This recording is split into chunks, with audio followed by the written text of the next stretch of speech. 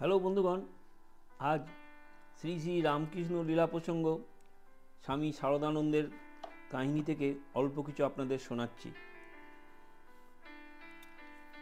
বন্ধুগণ, চিকিৎসার সাথে কলকাতা আসিয়া বলরামকে ডাকিয়া বলেছিলেন, দেখো 10 জনের চাঁদা করিয়া আমার দৈনন্দিন ভজনের বন্দোবস্ত করিবে। এটা আমার নিতান্ত রুচি বিরুদ্ধ, কারণ ওইরূপ করি কখনো করি নাই। তবে দক্ষিণেশ্বরের কালীবাড়িতে এরূপ করিতেছি কিরূপে? কৃতপক্ষেরা তো এখন নানা শরীরে বিভক্ত হয়ে পড়েছে এবং সকলে মিলিয়া দেব সেবা চালাইতেছে। শ্রী রামকৃষ্ণ দেবের অন্তর্লীলা স্থল এই কাশীপুর উদ্যানবাটি। দোতলায় শ্রী ঠাকুর এবং নিচে একটি ঘরে, এবং যতদিন এখানে থাকিব ততদিন দেবতার প্রসাদ আমাকে দেওয়া হইবে। যাই হোক, উনি ওটার ব্যবস্থা করিলেন। খাওয়া দাওয়ার ব্যাপারে সুরেন্দরকে বললেন, এরা সব কোম্পানি ছাপোস লোক, এরা এত টাকা চাঁদা তুলিতে পারিবে না, অতএব ভাড়ার টাকাটা তুমি দিয়ে দিও। তারপর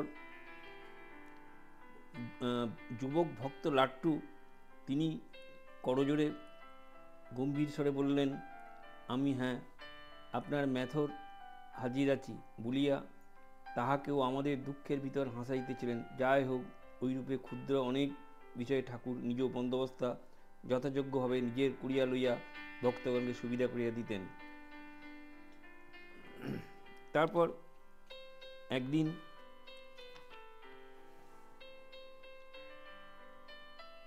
কুচি পাঁটার মাংস ডাক্তারে খাইতে বলিলেন। ডাক্তাররা বলাতে উনি কিছু করিয়া শরীরকে উন্নত হইতে বলিয়া বোধ করিলেন।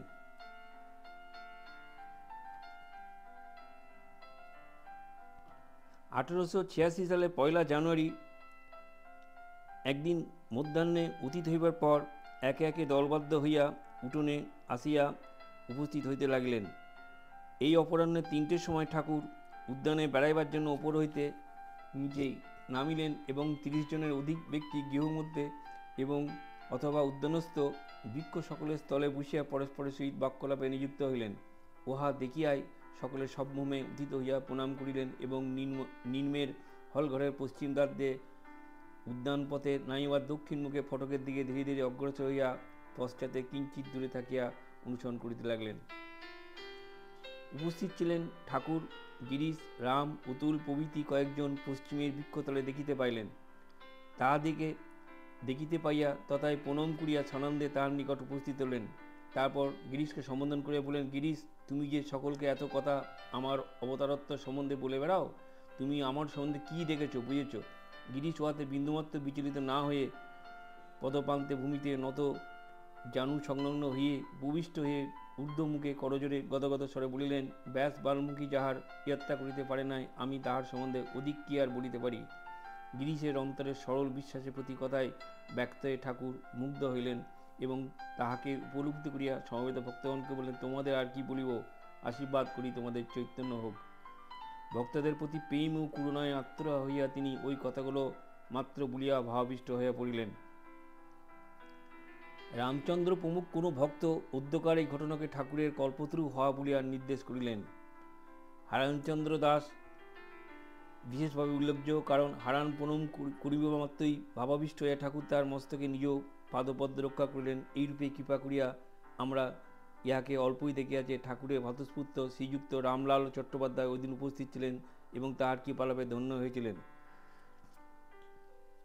উদ্যোকার ঘটনাস্থলে 7-8 জন মাত্র স্মরণ করা যায়। গিরিশ, অতুল, রাম, নবগোপাল, হরমোহন, বৈকুণ্ঠ, কিশোরী রায়, হারান, রামলাল, অক্ষয়। কথামৃতের লেখক মহেন্দ্রনাথ বোধহয় উপস্থিত ছিলেন, কিন্তু আশ্চর্য বিষয়, ঠাকুরের সন্ন্যাসী ভক্তগণের একজনও ওই দিন উপস্থিত ছিলেন না। নরেন্দ্রনাথ প্রমুখ তাহাদের অনেক ঠাকুরের সেবাদি ভিন্ন পূর্বরাতে অধিকক্ষণ সাধন ভজনে নিযুক্ত থাকায় ক্লান্ত হইয়া গৃহমধ্যে নিদ্রা যাইতেছিলেন। লাট্টু ও শরৎ জাগ্রত থাকিলেও ঠাকুরের কক্ষের দক্ষিণ দিকে অবস্থিত দ্বিতলার ছাদে স্বেচ্ছায় গমন করেন নাই, কারণ নিচে নামিয়ে মাত্রই ঠাকুর তাহার জিনিসপত্র রোদে শুকাইতেছিলেন।